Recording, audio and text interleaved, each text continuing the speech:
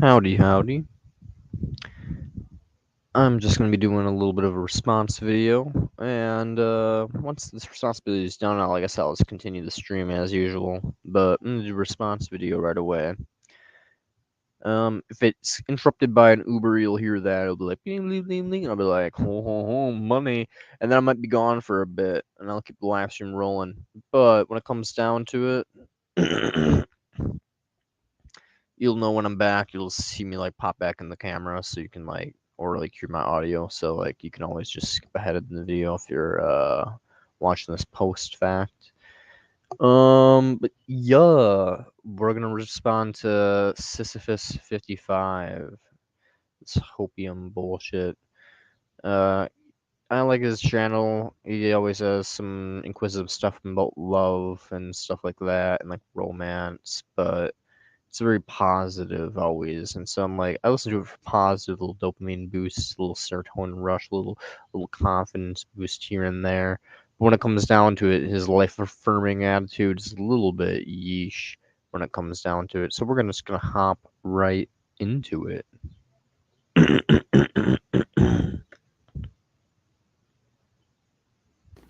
Perhaps one of the oldest truisms is the notion that life is suffering, that a painful existence is not an exception, but rather the rule.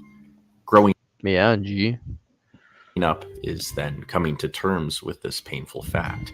Loved ones die, breakups callous our hearts, the things we thought we had were never there to begin with. Nothing lasts. This is the realistic view, the first noble truth we find in Buddhism.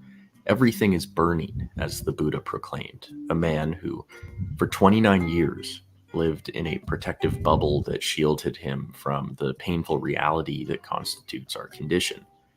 One day, however, he journeyed out and discovered the four messengers: a corpse, a sickly person, an aging person, and a lonely hermit. Each character spoke to a terrible fact of life: death, illness, aging, and loneliness. He understood that there was no escape from these things. According to many retellings, this is where his journey began, as he ventured out Yo, over a 6-year Kane. period to find enlightenment. How's it going, Kane? We're having a response video to Sisyphus, this little life-affirming little motherfucker. I like his channel in general because it has like some stuff on romance, which I find quite inquisitive. Why did you change the channel name? Just because I wanted to change it to Apostle of Ultron for a while, and I've like been doing most of my activism in the Green Bay area rather than the Schwabnon area. So I'm like, I'm not really handing out my business cards to anybody really, anyways. So I'm free to change my channel name whenever I want. I guess it's not like anybody's really gonna do anything. Plus, my handle's still at antisocial leftist, so people would still pop up. It'd still pop up my channel either way. So I just felt like I like Apostle of Ultron. Apostle of Ultron just sounds a lot cooler, and I love Ultron as a character. Just fucking meteor this bitch. Just I love Ultron. He's a great character. So especially the what if Ultron, where he's just like starts fighting the Watcher, and he's just like, you just watched all the suffering, it did nothing. Just all that meme. I love I love Ultron. He's just a great character. So like a old man, but for the MCU. What the Buddha discovered was something terrifying and profound. Trauma is a fundamental aspect of being. At first, the use of the word trauma seems too severe here. Not everyone experiences trauma, right? Such a word is usually reserved to the most extreme and unfortunate of cases. However, as Gabor Mate explains, there are capital T traumas and small t traumas. The former, senseless and unexpected acts of extreme misfortune or cruelty on an innocent person, such as severe child abuse, natural disasters, or illness, usually bring forth the images we often associate with trauma. However, the latter, the less pronounced yet still pernicious small t traumas, such as the loss of a parent, memories of bullying, painful breakups, or simply moving to a new country, nonetheless expose us to the fact that everything is burning. And although most of us will not feel comfortable identifying as someone who is traumatized, it is still difficult to imagine a human life that has been untouched by death, illness, aging, or loneliness. Yeah, so why you about to just be like, oh, but all you have to do is just like vibe with it, bro, man. You sort of like jive with the suffering, man. Fuck you. Even the Buddha, who lived a lavish and comfortable life for 29 years, was exposed to developmental trauma from a young age. Although rarely highlighted in scholarship, the Buddha's mother died when he was an infant. It is unlikely that a child as sensitive as he appeared to be could have been left exempt from the effects of such a loss, and it is broadly accepted that early and recurring experiences of helplessness and loss in childhood can lead to the unconscious conviction that unmet developmental yearnings and reactive painful feeling states are manifestations of a loathsome defect or of an inherent inner badness. So, what exactly characterizes trauma? Namely, it is intolerable. The brain Some humans struggles to do make suffer sense of more than it, and others, so, for the most indeed. part, it is pushed deep down. Why Everybody is it so suffers, in intolerable? my opinion. The words of the psychiatrist Mark Epstein: the reassuring absolutisms, albeit mythical ones, of daily life, that children do not die, that worlds do not move, and that parents always survive, are replaced by other, more pernicious convictions, the enduring, crushing meanings of one's aloneness, one's badness, one's taintedness, or the world's meaninglessness that precipitate out of unbearable affect. Trauma forces one into an experience of the impersonal, random, and contingent nature of reality, but it forces one violently and against one's will. Yeah, Namely, it's against trauma one's reveals consent, our you motherfucker. powerlessness. Now you're just gonna go into how, like, oh, just because it sucks and it's against your consent and it's completely hopeless doesn't mean you can't be happy. And I'm like, Have ah, little fucking A. control in the final analysis. Because this fact is so painful, we often turn to some form of dissociation. We limit who we are. We numb our feelings and our responsiveness to the world. The mind flees its own subjectivity in order to evacuate its pain, writes the You psychologist literally Harvey have to, like, Schwartz. pretend not to be yourself. There is, of course, great harm that comes from dissociation. As we harden ourselves to life, we limit our availability to others, to love, and to ourselves. Future personality development is paused, and the self is depleted of fluidity and humanity. In a sense, trauma freezes us in time, leaving us unable to move forward and incapable of thinking of a time before it all went so terribly wrong. As Epstein writes, trauma takes us out of time. There is no past or future when one is overtaken by it. It is as if it were happening now. In the end, trauma brings forth fear at the expense of love. We close ourselves off to what makes life worth living for. It is a joy to be hidden, but a disaster not to be found, writes Winnicott. Dissociation hurts us, but some would argue that this dissociative state is actually reminiscent of the Buddha's enlightenment. Didn't he learn to overcome his emotions, to escape his subjectivity in some sense? Isn't he escaping himself? Mark Epstein's reading of Buddhism posits that the Buddha did not overcome his emotions, but rather came to terms with them. He did not turn to self-indulgence, in which he denied suffering through numbing oneself with escapism and fleeting pleasures, nor did he turn to self-judgment, in which he punished himself and entirely identified with his trauma through rumination. Instead, the Buddha chose a middle path. He simply sat with the pain, without judgment or Yeah, just denial. jive with it, bro. How did he accomplish this exactly? In short, the Buddha built himself a relational home through mindfulness and curiosity. Namely, he discovered that the mind has the capacity to create an atmosphere of attunement and responsiveness that closely mimics the care of an attentive parent. He became the parent to himself that he had lost as an infant and learned to accept rather than deny his pain. This space he cultivated within himself became a relational home. This was primarily achieved through his use of bare attention. By simply paying attention without reacting or judging, but simply through relating, He was able to cultivate a holding environment in which the intolerable aspects of life could be experienced fully. This is a paradoxical strategy.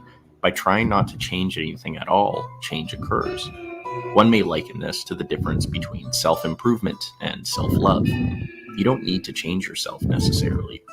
In some instances, striving to do Who's so this merely Mike becomes a form of self-punishment. Shaha, and what is he Instead, talking you about? simply need to learn to be kind to yourself, like a caring parent would be kind to their child. You don't need to change in order to belong. You just need to understand that Who's you already this do lad, belong. and what's he rambling about? Bare attention is only half the battle. As one monk quips, those who think Buddhism is just about stillness end up sitting very silently up to their necks in their own shit. There is an active and investigative Oh, that component to the crazy Buddhist journey schizo. that Yeah, involves I'm not gonna curiosity. We talk need to to the sit with our schizo, at least fears not with an yet. open and Maybe a curious little bit, mind. well. It encourages one to examine the strangeness of one's own internal landscape from a neutral perspective, no longer being exclusively identified with the ego's need for structure and stability, no longer being driven by the face one puts on for the world or for oneself, Yeah, I'll creates the stream the schizo in a possibility of little bit. releasing oneself from old habits that have become ingrained in the personality. To be curious is to get over yourself. It involves humility. Most of us dwell in a cage of self-absolutization, this idea that we are really real. Yes, we are real. The Buddha does not refute the existence of the continuous subjective flow of experiences and memories we identify as It's a ourselves. hopping spider. But we sometimes think that we are more real than we really are. We identify with rigid mental habits and theories of ourselves, such as schemas, that actually inhibit us from becoming all that we could really be. To be curious is to admit that we know little about who we actually are. As one engages with past trauma, with the painful realistic view that life is suffering, a flood of negative emotions are likely to arise. This is an indication of one's internal landscape finally opening up. This is also arguably the most difficult part, but it is worth it in the end. By not fighting with his internal wounds, by not insisting on making them go away, by not recruiting everyone in his intimate life to save him from his feelings of abandonment, by simply resting with them the way we do in meditation, he could learn, as the Buddha did, that he already was the love he thought he lacked. Oh, believe me, I'm not lacking love. I just have far too much pain. And so does everybody. I don't need to love myself. I already have loved myself plenty. And I will continue to do so because there's not much better than me in this world. Oh, baby. But when it comes down to it, frankly,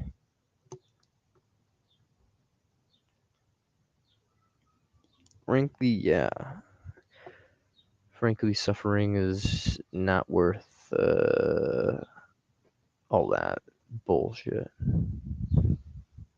Just meditate on it, bro. You could learn, as the Buddha did, that love is already inside you, man.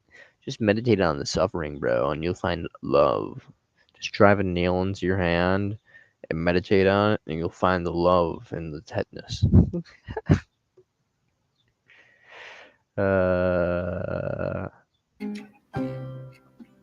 It is initially difficult to accept this idea that suffering is inherent in life. And yes, Epstein's use of the word trauma when describing extremely trivial annoyances find the love in does a leave me breakup. skeptical of Find the the use of love the in term everything. trauma when describing a majority of life's misfortunes. However, I do think the point still stands. Pain, loss, Same, change, Jay. all are a Same. basic fact of life.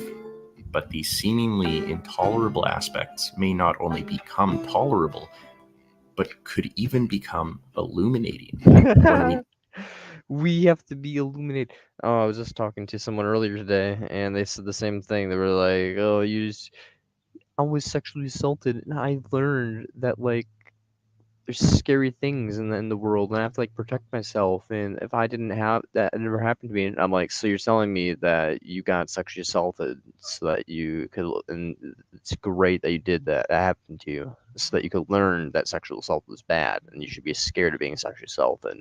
And she's like, well, when you say it like that, it sounds really stupid. And I'm like, yeah, no fucking shit. And this is basically what he's saying right here. He's just like, oh yeah, man, you just go through some hardships, and by going through the hardships, you learn that hardships suck, and that you can learn things about them and endure them. And it's just like, wow, great. Now I learned to avoid bad things. Now I learned, like, if basically if the world wasn't full fucking shitty, I wouldn't need this knowledge to begin with. I wouldn't desire this knowledge. I wouldn't benefit from this knowledge. None of this knowledge would be needed if the world wasn't so fucking shitty to begin with. But no, no, now he's just sitting here like justifying, like, oh, you can learn knowledge. Build a Ooh. relational home that can hold them. We cannot change whether we will suffer or not, but we can decide on how we relate to this suffering.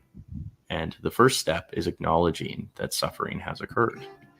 Wow. Here, in a state of curiosity Yeah, and it's hard to deny relaxation, that. you may experience the same insight as the Buddha. Your pain, your hurt, is not personal. Rather, it is an underlying reflection of universal reality.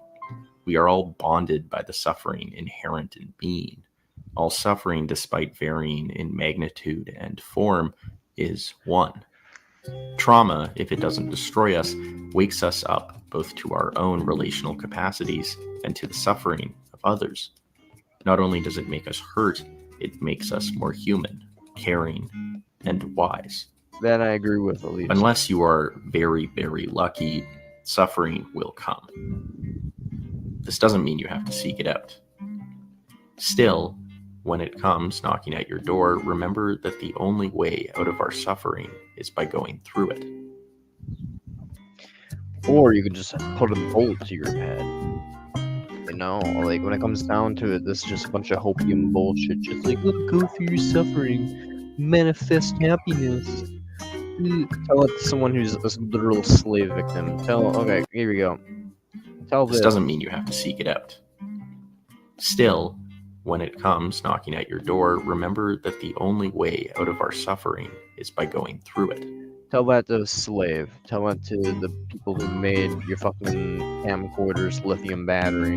Tell that to the cocoa mines people. Tell that to my friend who committed suicide. Tell it to my acquaintance who just died of cancer last Saturday when they took her off life support. Tell This video to was sponsored literally by anybody Blinkist. going through real true Are you trauma. tired of feeling You like just you need never to have walk enough time through to it, learn new man. things? You just You want need to stay to get curious through and it. continue learning, Because when but it you just comes can't seem down find the to time it, or energy to read long books.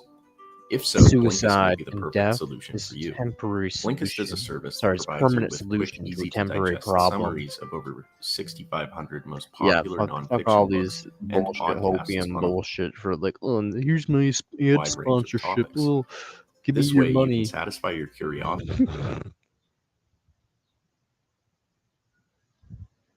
I hate all these people. That's my review of Sisyphus's video. Now it's back to normal. Now it's back to normal as usual. Just straight vibing. Look at this awesome shirt that I have had for the longest time. It has like a bunch of switchblades, dude, water bottles. Stuff says death. It's metal as shit. Love this shirt. But when it comes down to it, yeah, we're just gonna be doing. I'm surprised I got through that entire video without Uber going off. So far today, I haven't made shit for chat when it comes to money. Yo, yesterday I made the big bucks. I made $169 in 7 hours with my app being online. And that's 13 trips, though, total. And each trip's like 15 minutes. So 13 times 15 divided by 60. So in reality, I really only worked like 3 hours. Is a $7 Uber tip good? Yeah, that's really good. I've gotten tipped. Usually, I only get tipped like a few dollars, like maybe 3 or 4. Sometimes I get tipped like 5. The best tip I've gotten so far is $26 cash. So that was the best tip I've gotten so far is $26 cash. But I think that was on Wednesday or Thursday. No, I just do Uber. I don't do Uber Eats at all. I need a special license if I were to do Uber Eats, and I don't feel like dealing with accidentally getting pulled over and being like, "Oh yeah, I don't have that. I guess I'm gonna get fucked now." So I don't want to deal with that. So yeah, I'm just not. But Uber Pay is really nice. Like so far, okay, let's see what my done. Been online for 26 hours. Let's do the math. Bam. 428 divided by 26. So right now I'm getting paid on average with my app being online. Just my app being online. Notice I've been online today for about 2 hours, I'd say. I've been online for about an hour, 2 hours, and I haven't got a single thing. But given what I have been online for, I've been making so far for this week an average of $16 an hour, just with the app online. If you include my trips, like it's basically making like $20, $30 an hour. So I'm making good money when it comes to Uber. The issue is just like, sometimes there's no trips. Like right now, I've just been like sitting here on my ass like this whole 21-minute video with the Uber app on, waiting for a ping, and nothing's happened. So, but when I do get pings, it just goes like, bam, I get like a ping after another ping after another ping, and I'm making good money. So, hell yeah. Thank you, Dave. So, I highly recommend if you have a car that's good enough to do Uber,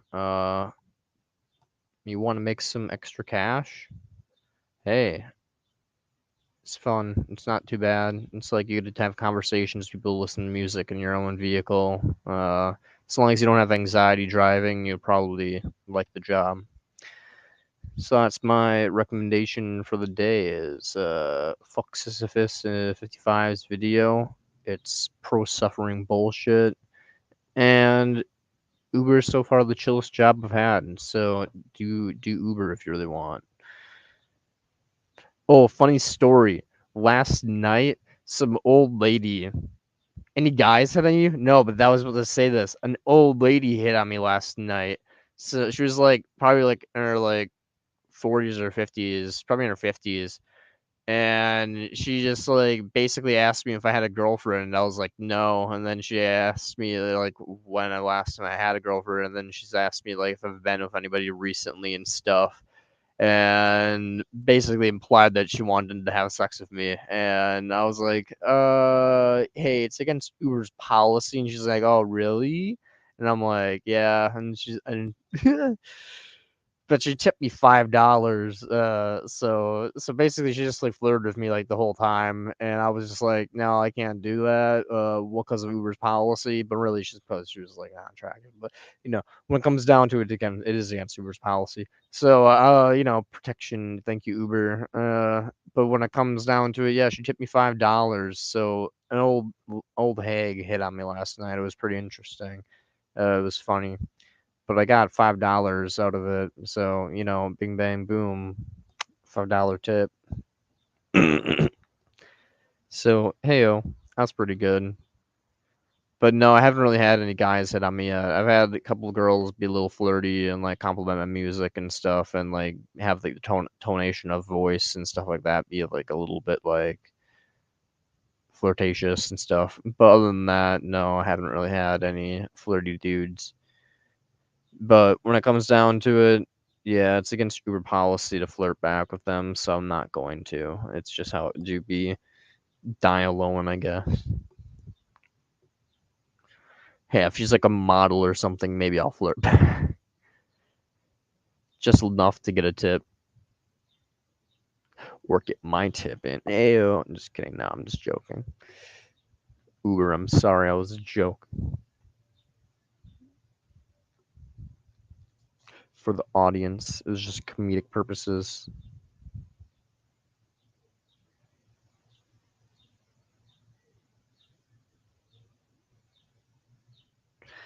But no, my rule when it comes down to it for personal ethics is no flirting with people who are minors or intoxicated slash under influence of substances, because when it comes down to it, it's just not worth it. Legally speaking and ethically speaking, it's wrong and manipulative. So when it comes down to it, there's very little way I could tell if someone's a minor unless it's obvious. So anybody that's like around my age, I'm gonna be like, probably not worth flirting with, just out of like safety precautions.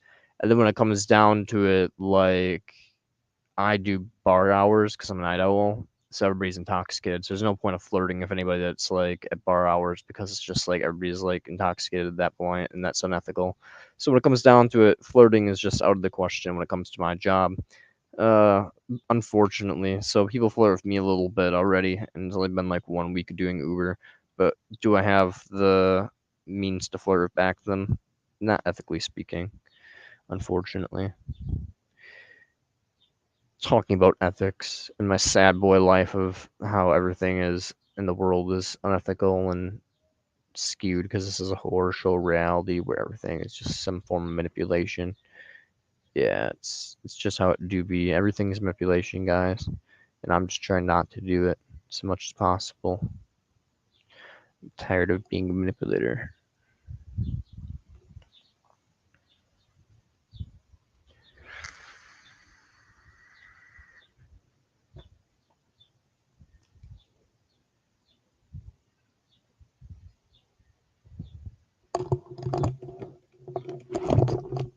Remember, y'all, be kind. Don't do drugs.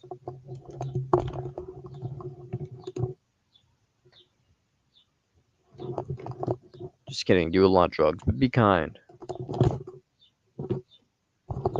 Just kidding again, YouTube. I'm sorry. Don't do drugs unless you are in right mind and it's for educational purposes. Then do drugs if you want to and are consenting and are an adult and fully developed brain. Just covering all the bases in case YouTube wants to demonetize the video for me saying that drugs are cool. Don't. I'm not advocating for drug use. Yes, I am. Don't do it. BRB.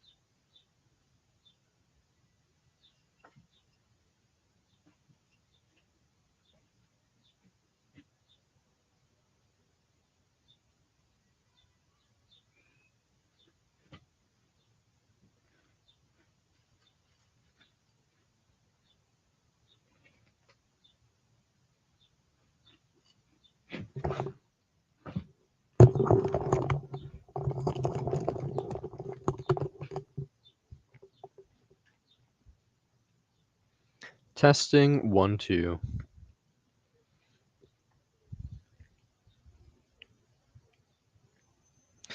Whoopie bomping one viewer.